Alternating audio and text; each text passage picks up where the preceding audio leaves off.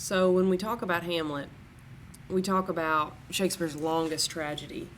And it's quite clear by the length of this particular work and the amount of soliloquies that the main character of Hamlet has, 7 over the course of 5 acts, that Shakespeare had a lot to say, both professionally and personally at this stage of his career when Hamlet was published.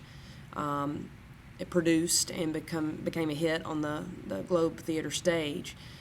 As we know, he had just suffered the death of his son Hamnet, and most scholars agree that this play in part is Shakespeare working out some of those questions about the validity of life and death, and frankly, whether or not life means anything in face of these great tragedies that we experience. So there's a tremendous amount of questioning that goes on in 5 acts, and most scholars agree that Hamlet is more about the questions that are asked than the answers that are given.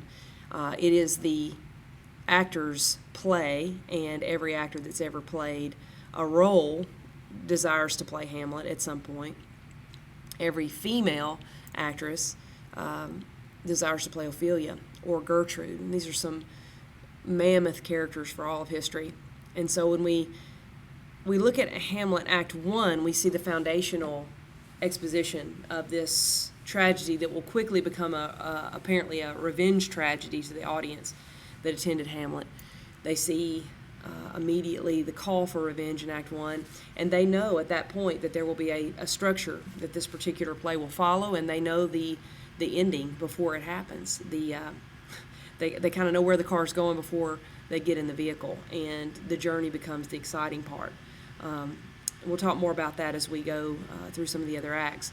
But these videos will serve as a review for those of you who missed portions of Hamlet during our study, and you can take these by act and review information, check videos that'll help reinforce scenes that we've talked about in class, and hopefully will help you prepare for the act quizzes and also the test. So let's start at Act 1.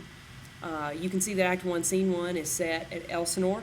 Is the royal castle in Denmark, and that is where most of the action of this play is going to take place.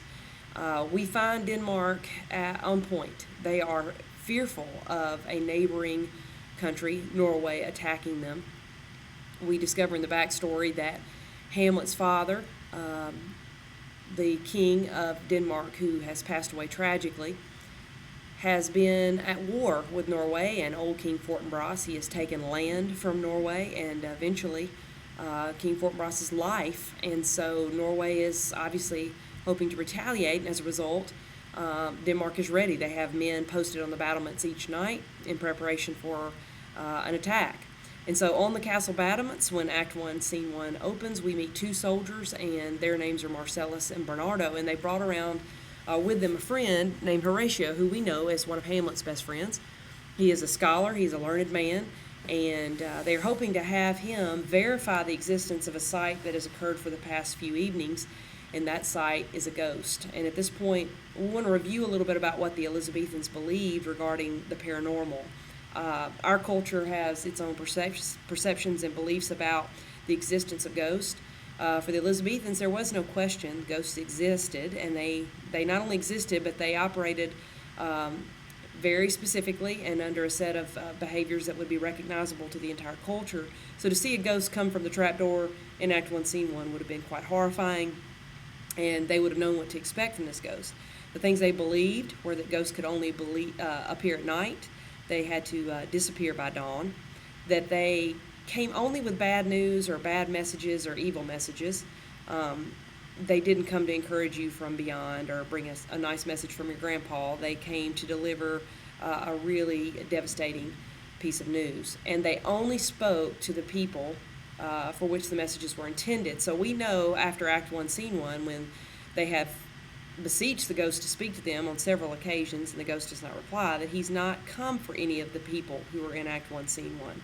Horatio is skeptical about the existence of this ghost until it appears, and they make the assessment that the appearance of this ghost is a bad omen for the state of Denmark, as they are already anticipating this attack. And at the end of Act 1, Scene 1, Horatio, Marcellus, and Bernardo decide that the only thing they have to do is to tell Hamlet of the sighting and let him know that the ghost who appears to be in the form of his father, is walking the night. Act 1, Scene 2 takes us to a different place. It's inside the castle, as Claudius, the new king of Denmark, addresses his subjects. We know Claudius is Hamlet's uncle, and he has married Gertrude within just a few months of Hamlet's father's death. And Hamlet is, needless to say, depressed and angry at this turn of events. He is going to be encouraged by Claudius and Gertrude to pep up a bit. He is going to receive their words not in the way they were intended. He just gets a little bit more angry and a little bit more depressed. And to reinforce that, I want you to take a minute and look at this clip.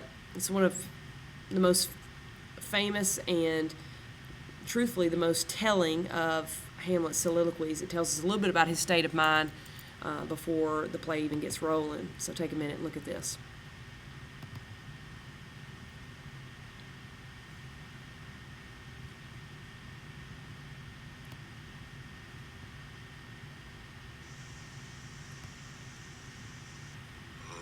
This too solid flesh would melt,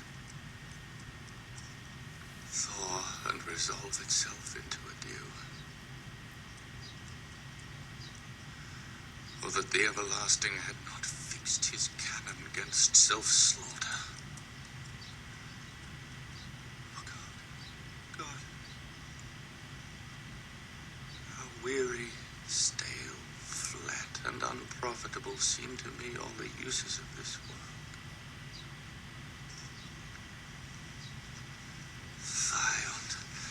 Fie, 'tis an unweeded garden that grows to seed. Things rank and gross in nature possess it merely.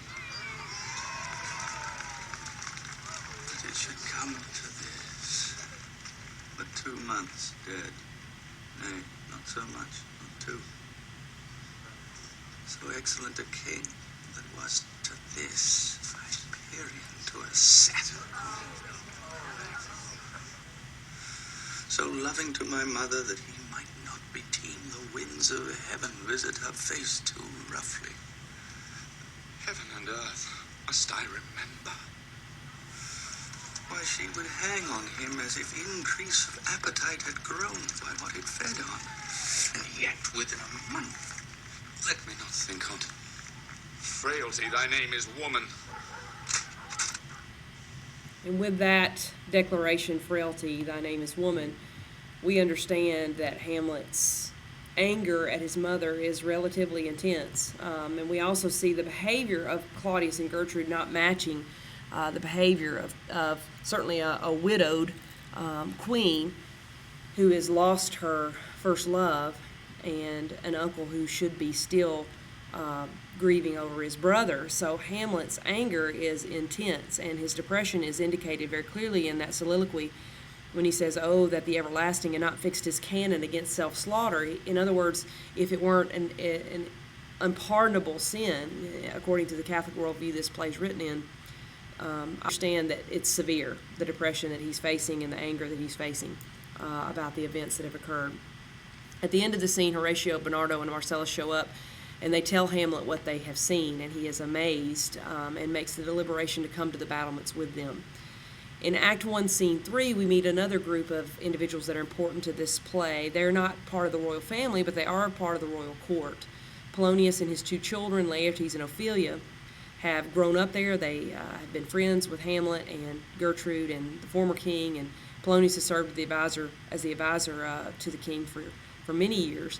In this scene, we see Laertes has come home for the funeral of Hamlet's father and also for the wedding of Claudius and Gertrude, and he's ready to go back to school, so he's going to ask Polonius' permission to leave and go back. And he and his sister, who are quite close, have a conversation. He bids his sister farewell, and he cautions her about Hamlet. He's concerned about their relationship.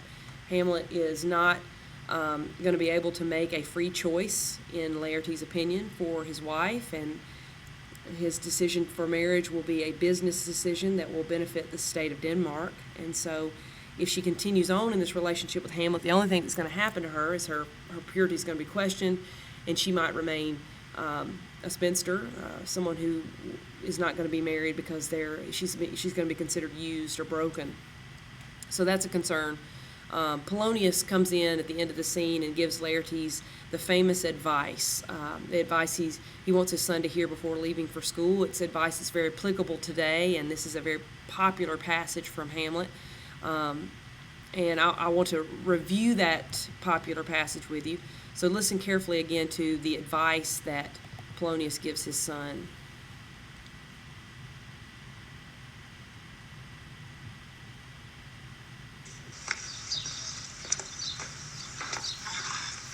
Yet here they are these. Aboard, for shame. The wind sits in the shoulder of your sail and you are stayed full. There, thy blessing with thee. These few precepts in thy memory look thou character. Give thy thoughts no tongue, nor any unproportioned thoughts his act. Be thou familiar, but by no means vulgar. Those friends thou hast, and their adoption tried, wrap them unto thy soul with hoops of steel. Beware of entrance to a quarrel, but being in bed, that the opposed may beware of thee. But give every man thine ear, but few thy voice. Costly thy habit, as thy purse can buy, but not expressed in fancy rich, not gaudy, for the apparel oft proclaims the man. Neither a borrower nor a lender be, for loan oft loses both itself and friend, and borrowing dulls the age of husbandry.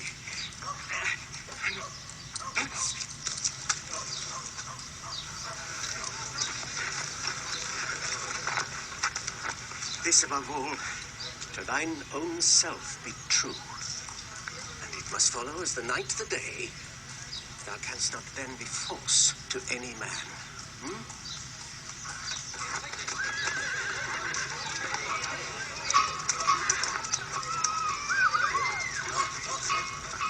Time invites you. Go. Your servants tend.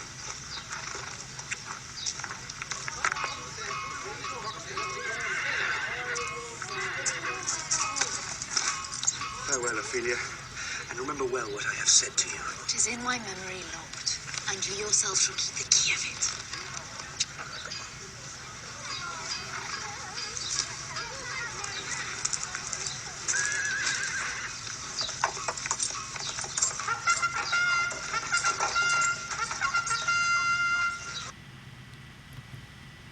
Now, in this scene, we hear traditional advice, being careful to speak, to listen more than we speak, to hold our advice, to use our finances wisely, and understand that the peril often proclaims the man. But probably the most famous piece of advice that we see in this particular scene is to remain true to yourself, and it's probably the most quoted piece of advice from that passage. As soon as that scene ends, we're going to also hear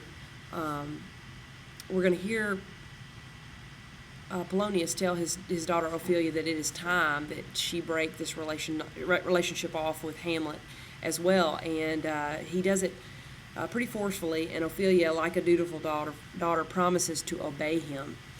In Act 1, Scene 4, we're going to see Hamlet come out to the castle battlements for the ghost to appear, and Claudius is going to be holding a merry drinking party down below in the castle as the ghost of the dead king does reappear and ask Hamlet to follow him. Now, Hamlet's with his buddies, Horatio, Marcellus, Bernardo, and they're going to caution him not to go with the ghost. They fear that the ghost is a false ghost. It's really a demon spirit. It may send him into insanity or trick him into jumping off the side of the cliff, and they fear for his life. They object to him strenuously, and Hamlet says, "No, I will follow, and I will see if this ghost is true."